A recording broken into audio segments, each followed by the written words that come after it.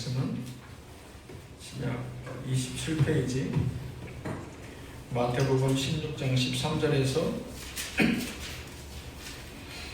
17장 13절의 말씀입니다.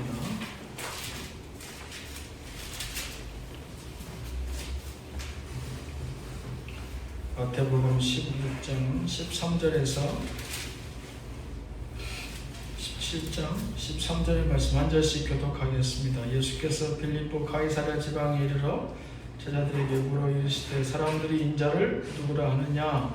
이르되 더러는 세례요한, 더러는 엘리야, 어떤 이는 예레미야나 선지자 중에 하나라 하나이다. 이르시되 너희는 나를 누구라 하느냐? 시몬 베드로가 대답하여 이르되 주는 그리스도시요 살아계신 하나님의 아들이시니까.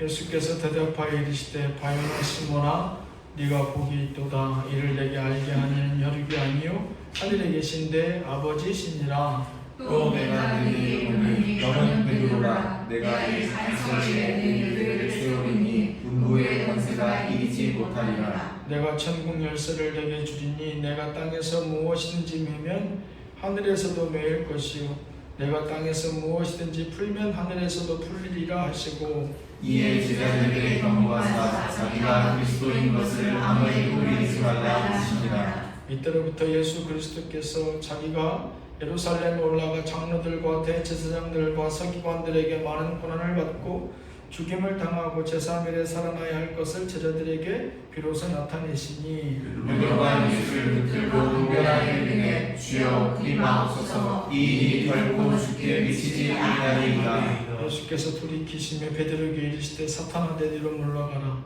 너는 나를 넘어지게 하는 자로다. 내가 하나님의 일을 생각하지 아니하고 도리어 사람의 일을 생각하는도다 하시고 이에 예수께서 제자에게 이르시되 누구든지 나를 따르는 것은 자기를 부인하고 자기 십자가를 지고 나를 따를 것이니라. 누구든지 제 목숨을 구원하고자 하면 잃을 것이요 누구든지 나를 위하여 제 목숨을 잃으면 찾으리라. 사람이 나의 전사를 얻고 제 목숨을 잃으면 무엇이 유익하리요? 사람이 무엇을 주고 제 건강을 바꾸겠느냐? 인자가 아버지의 영광으로 그 천사들과 함께 오리니 그때 각 사람이 행한 대로 갚으리라. 진실로 내게 이르노니 여기 서 있는 사람 중에 이전에 있는 자가 그 왕권을 가지고 오는 것을 보일 자도 있느니라. 엿새 후에 예수께서 베드로와 야고보와 그 형제 요한을 데리시고 따로 높은 산에 올라가셨더니 그들 앞에서 얼굴사 그 얼굴이 해같이 빛나며 옷이 빛과 같이 일어섰더라. 그때에 모세와 엘리야가 예수와 더불어 말하는 것이 그들에게 보이거늘 베드로가 예수께 여쭈어 이르되 주여 우리가 여기 있는 것이 좋사오니 만일 주께서 원하시면 우리가 여기서 주상셋을 듣되 하나는 주님을 위하여 하나는 모세를 위하여 하나는 엘리야를 위하여 하리이다. 말할 때에 호련히 빛난 구름이 그들을 덮으며 구름 속에서 소리가 나서 이르시되 이는 내 사랑하는 아들이요 내 기뻐하는 자니 너희는 그의 말을 들으라 하시는지라.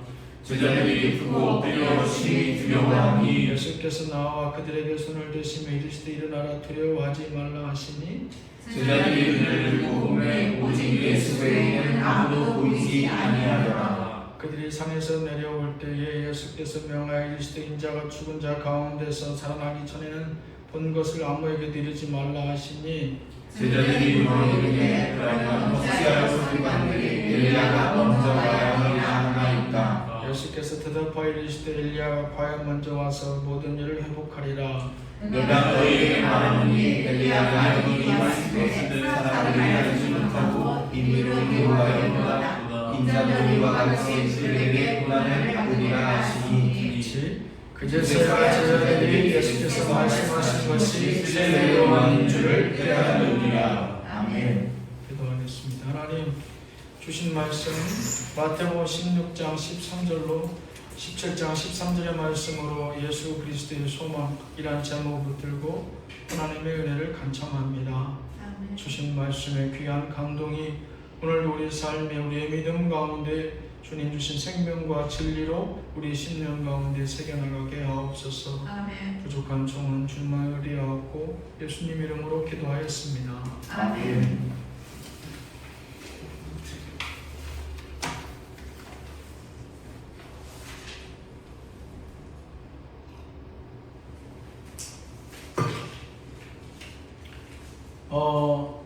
부활주일은 이제 충분히 지나고 이제 보름이 지난 그 다음 주일이 바로 부활주일입니다. 충분히 지난 15일, 음력 15일 충분도 지나야 되고 음력 15일도 지나고 그 다음이 바로 주일인데, 만약에 그 충분히 지난 보름이 만약에 주일하고 겹치면 그 다음 주일이 이제 부활주일이 되는 것이죠.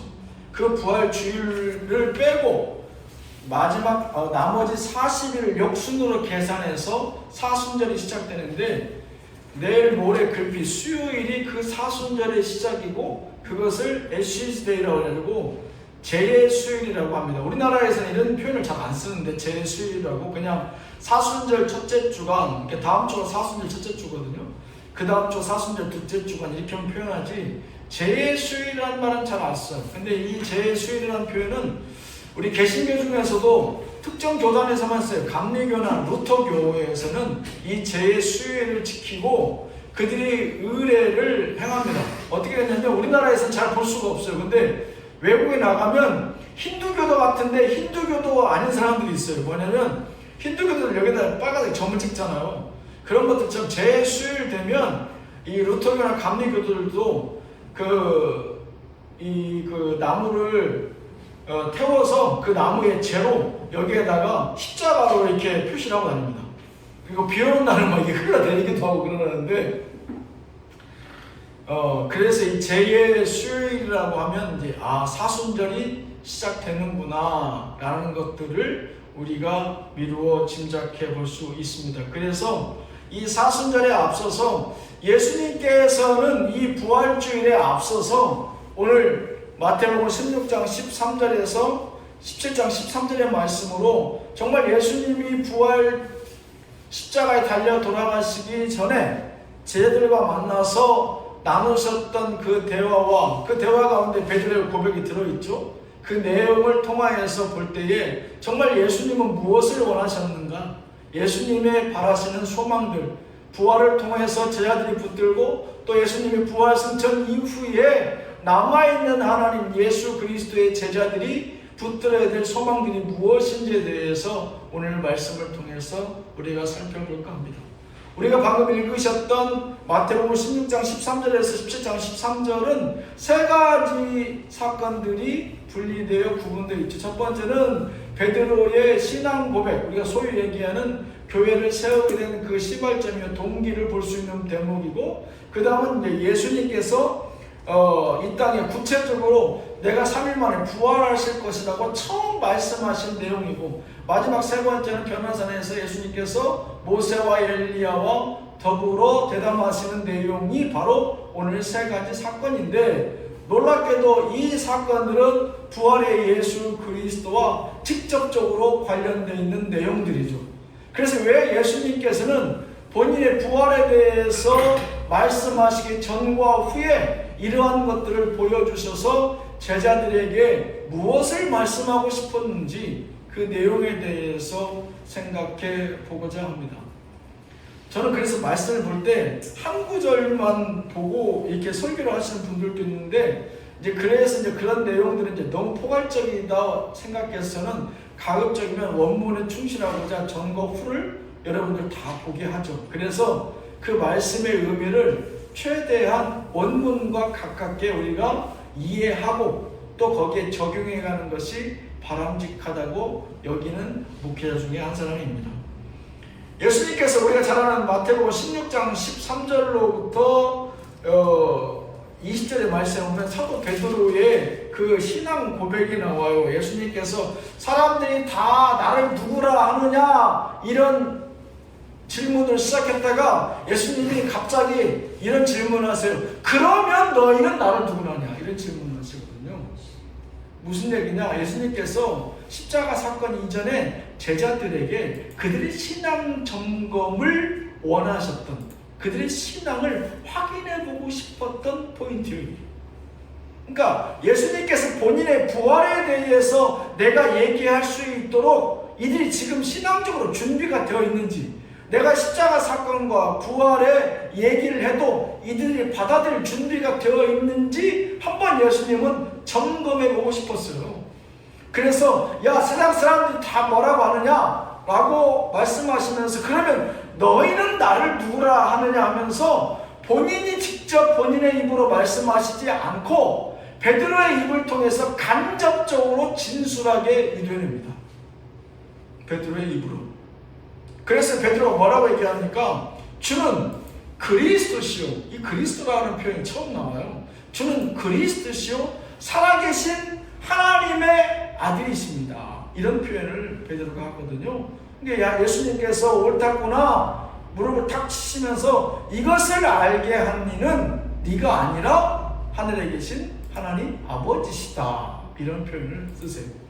곧 이 얘기는 그 사도 베드로의 신앙 고백을 통해서 이젠 내가 부활에 대해서 얘기해도 될 만큼 이들의 신앙이 어느 정도 받아들일 준비가 되었고, 두 번째로 이들이 성령의 감동하심에 그들이 거기에 대해서 응답할 수 있을 정도의 그 정도의 신앙은 되었구나 라는 대목입니다. 여러분, 누구나 다 성령께서 감동하신다고 하나님이 일러주신다고 말하는 것 아니에요. 누구나 다 예수를 믿고 누구나 다 하나님을 찬양하지만 하나님의 자녀 되었다 주님은 말씀하시지 않는 것처럼 말이죠. 사도 베드로의 그 고백 가운데 분명 베드로가 본인의 생각을 얘기할 수 있어요. 본인의 생각과 제자들의 얘기를 가감없이 얘기할 수 있었지만 그는 그 순간에 하나님의 감동에 순종함으로 주는 그리스도시요 하나님의 아들이십니다. 이런 표현을 쓰거든요. 그가 성령의 감동하심에 순종하였다라고도 우리는 표현할 수 있을 것 같습니다. 그러고 나니까 두 번째 대목으로 넘어가죠. 이때로부터 21절에 무슨 표현이 나오냐, 이제 거기서부터 예수 그리스도라는 표현이 나오기 시작합니다. 이때로부터 예수 그리스도께서 자기가 예루살렘에 올라가 핍박받을 내용과 3일 만에 살아나실 것을 제자들에게 비로소 나타내시니 21절에 이렇게 말씀을 써내려가고 있어요. 그러니까 예수님께서는 그가 부활에 대해서 직접 말하시기 전에 제자들에게 먼저 부활에 대해서 얘기할 수 있을 정도의 그 정도의 신앙은 준비되어 있는지 확인하고 난 이후에 이들이 성령의 감동에 하나님의 감동에 순종할 정도의 신앙은 되는구나, 믿음은 되는구나, 그들의 믿음의 밭이 어느 정도 경작되어졌구나 라고 판단하시고 예수 그리스도께서 이렇게 말씀하시잖아요. 예수 그리스도께서 3일 만에 고난 이후에 부활하실 것이다 라고 하시면서 예수님께서 그 내용들을 쭉 설명해 주십니다. 본인이 이 땅 가운데 어떠한 사명을 가지고 왔고 이것은 나의 일이 아니요 하나님의 일이라는 것을 분명히 이제 예수님이 본인의 입으로 직접 진술하는 내용이에요.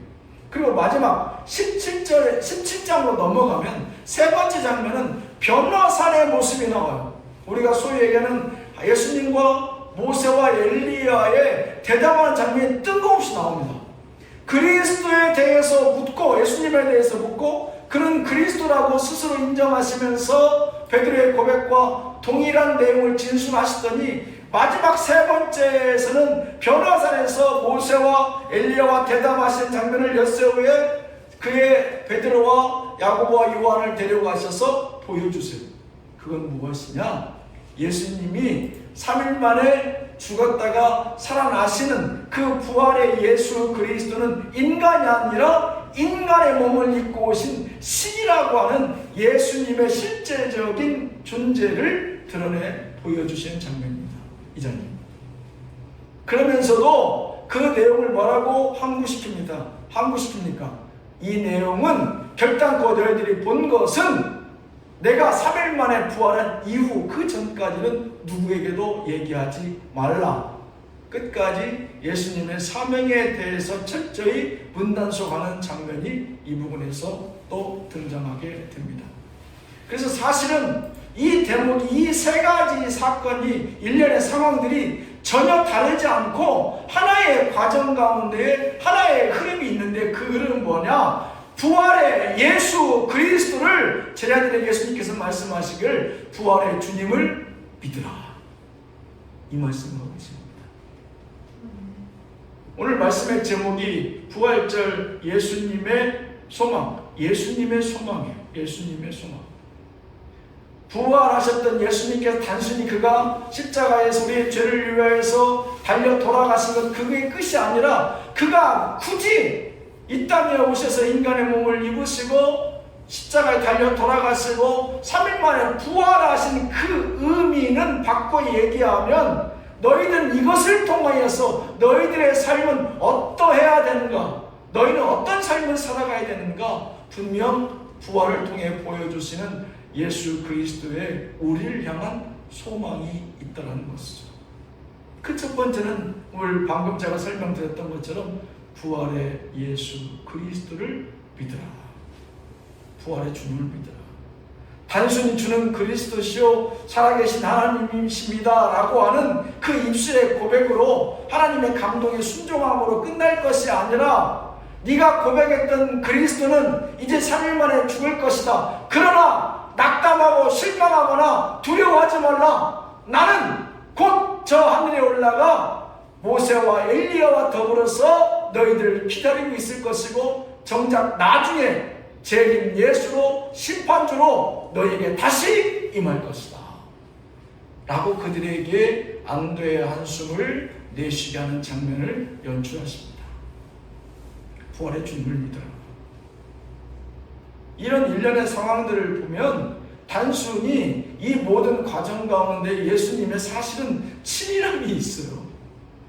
사도 베드로를 통해서 그 신앙 고백을 이끌어내시면서 3일 만에 부활하실 내용을 큰 충격 없이 그들이 받아들이게 하고, 비록 베드로가 주여 그렇게 하지 않을 겁니다, 주님께서 그렇게 십자가에 달려 돌아가시도록 우리가 방관하지 않을 겁니다 라고 그 말 한 소리 했다가 너는 사람의 일을 생각하는구나, 사탄아 뒤로 물러가라, 이런 소리를 들었지만 그럼에도 불구하고 그 신앙 고백 가운데에 내가 교회를 세우리라. 심지어 이 신앙 고백이 로만 가톨릭의 그 기초가 되지 않습니까? 그런데 그 말씀에도 불구하고 사탄아 뒤로 물러가라 이런 소리를 들었어도 사도 베드로는 결국 로만 가톨릭의 시조가 되죠. 이런 굉장히 중요한 신앙 고백 가운데 예수님께서 이제 변화산에 올라가서 보여주심으로 인해서 제자들에게 부활의 주 예수 그리스도는 허상이 아니고 가짜가 아니고 너희들이 고백하였던 진정한 메시아고 예수 그리스도다.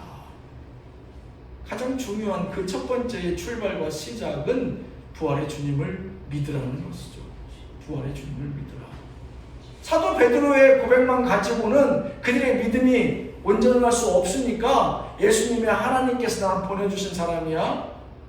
그리고 이제 봐봐, 나는 모세와 엘리야와 더불어서 시공간을 초월해서 수천 년을 오고 가는 그 시공간에서도 하늘에서는 그 시공간과 전혀 상관없는 그런 만남과 그런 시간들을 가질 수 있음을 예수님이 직접 제자들의 눈을 통해서 보여주시죠.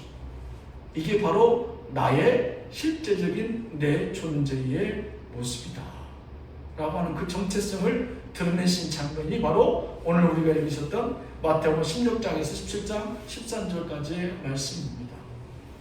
우리가 지금 사순절 가운데 사순절을 막 시작하려고 하는 이 즈음에서 부활의 주님이라고 얘기하고 고난주간에 어떻게 금식할까, 우리가 고난주간에 뭐 어떤 모습으로 금식할까, 부활의 주님에 대해서 여러 가지 생각들을 가지고 있지만 가장 기본되고 기초적이면서 중요한 내용은 내가 정녕 부활의 주님을 믿고 실질적으로 그 존재의 가치를 인정하는가부터의 출발하는 것이 중요합니다. 사도 베드로의 고백 가운데에 예수님이 충분하다고 느껴진다면 굳이 변화산에서 엘리야와 모세의 모습을 보여줄 필요가 없었겠죠. 하지만 그 고백 이후에 그가 바로 흔들리는 장면이 나오잖아요. 주여 내가 그리 주께서 십자가에 달리도록 방관하지 않을 것입니다 라는 장면이 바로 연출되잖아요. 그 모습에서 예수님께서 사단아 뒤로 물러가라 하셨지만 그럼에도 불구하고 예수님은 자비와 긍휼을 베푸셔서 그들을 데리고 변화산에 올라가서 그들과 모세와 엘리야와 함께하는 모습을 보여주시는 분이 바로 예수님이십니다. 우리가 먼저 붙들어야 될 것은 이 사순절에 내가 진정 사망 권세를 깨치시고 부활하신 예수 그리스도를 진실로 내가 믿고 따르고 인정할 수 있겠는가? 이 시발점이 중요합니다. 이분은 얼마든지 할 수 있어요. 베드로처럼 주는 그리스도시요 살아계신 하나님의 아들이시니이다. 얼마든지 100번 1000번 고백할 수 있지만 진실로 삶 가운데에서 예수 그리스도의 사망 권세를 깨치시고 3일 만에 부활하신 그 능력에 걸맞는 그러한 신앙 고백에 걸맞는 삶을 살아가고 있는지 그것은 우리가 점검해 보아야 될 것이다. 그래서 오늘 말씀을 통해서 부활의 주님을 믿으라 이 시작으로 주께서 우리에게 원하시는 주님의 부활의 소망들을 5가지로 정리해 봤는데 첫 번째로 주께서 원하시는 부활의 소망을 붙들고 살아가기 원하시는 예수 그리스도의 제자들을 향한 주님의 가장 그 첫 번째 소망은 첫 번째 구원으로 인도하는 교회를 세우라. 구원으로 인도하는 교회를 세우라. 사도 베드로의 고백, 내게 이르노니 너는 베드로라. 내가 이 반석 위에 내 교회를 세우리니 음부의 권세가 이기지 못하리라. 그 17절 바로 2절에 보면 예수께 대답하여 이르시되 바요나 시몬아 내가 복이 있도다. 여기서 바요나 시몬아, 이 바요나 시몬아는 원래 베드로라는 이름 전에 본명이고 시몬아는 바요나는 요나의 아들 시몬아, 바는 아들이라는 뜻이고 요나는 아버지의 성이에요. 그래서 요나의 아들 시몬아. 그러니까 베드로라는 이름 받기 전에 요나의 아들 시몬이라고 하는 것은 뭐예요? 그가 미천하고 어부의 자식으로 너무 극단적으로 그의 이전에 예수님을 만나기 전에 촌스러운 모습, 천박했던 모습을 예수님께서 말씀하시면서 내가 복이 있도다 이를 내게 알리는 네가 너의 자라온 성장 배경과 너의 학력과 너의 학업 능력과 지식으로는 도저히 알 수 없는 것이니 이것은 하나님께서 알게 하신 것이다. 그것을 강조하기 위해서 바요나 시몬아 이 표현을 쓰신 거거든요.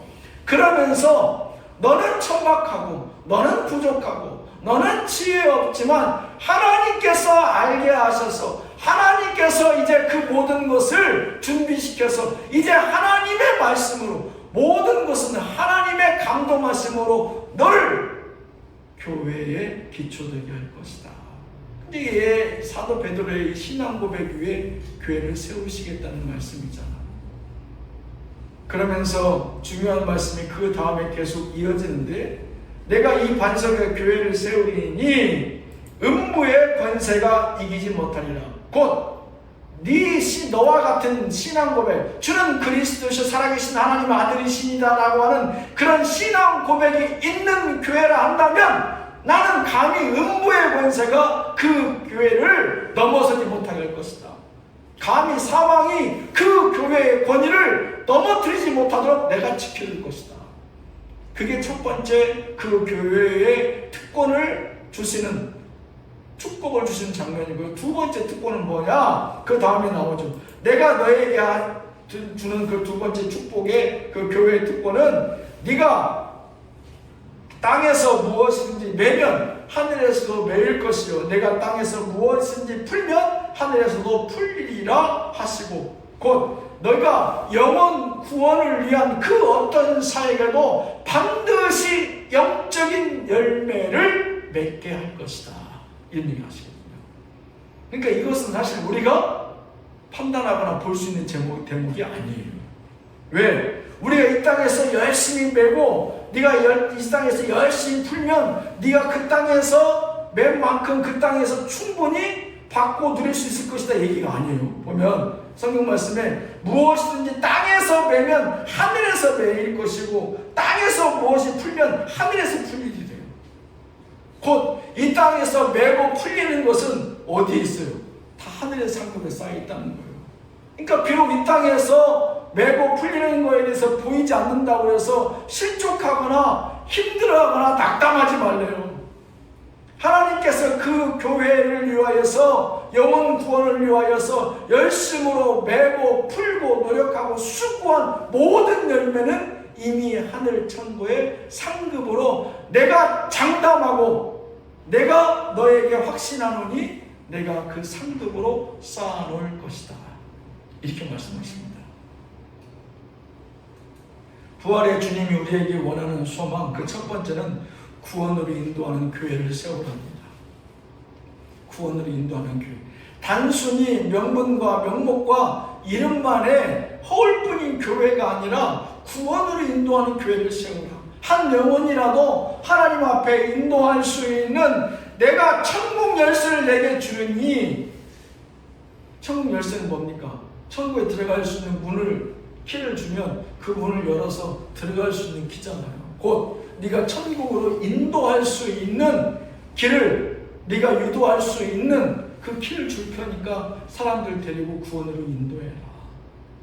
교회가 어떤 역할을 해야 되는지 구체적으로 예수님 말씀하세요. 사람들 먹고 마시는 게 힘쓰는 것이 아니라 그들의 영혼을 하나님의 나라로 인도할 수 있는 교회, 구원으로 인도하는 교회를 세우라고 말씀하시죠. 구원으로 인도하는 교회. 세상 사람들한테 박수받고 세상 사람들한테 인정받는 교회가 아니라 그 영혼을 세상에서 영혼으로, 사망에서 부활로 인도할 수 있는 교회를 세우라. 내가 분명히 약속하는데 그런 교회는 사망이 감히 그 권위를 넘어서지 못할 것이고 그 땅에서 수고하고 노력한 것 내가 반드시 하늘나라의 상급으로 답해줄 것이다. 기도하겠습니다. 하나님,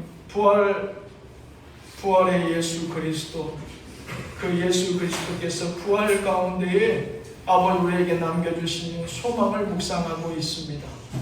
우리가 붙들고 어떻게 살아가야 될 것인지 아버지 하나님, 우리의 신앙과 교회의 성도의 일원으로서 다시 한번 뒤돌아 점검해 볼 수 있는 시간들 되게 하여 주옵소서. 아멘. 예수님 이름으로 기도하였습니다. 아멘.